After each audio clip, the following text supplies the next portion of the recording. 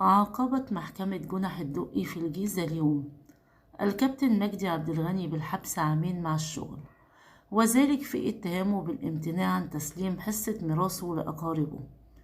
كانت عائلة مجدي عبد الغني قد أقامت جنحة مباشرة ضده لامتناعه عن تسليم حصة الميراث الخاصة بهم وحرمانهم منها، وهي عبارة عن محطة بنزين في الوراق.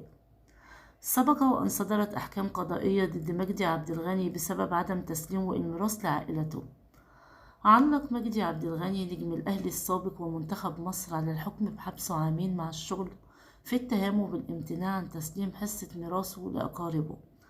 وقال مجدي عبد الغني في تصريحات خاصة: لا أعلم شيء عن قصة الحكم النهائي ولم يبلغني أحد بهذا الأمر. وأضاف مجدي: القضايا مع قرايبي وصلت ل9 قضايا كلهم بسبب الميراث، وأنا أمتلك أوراق تثبت حقي.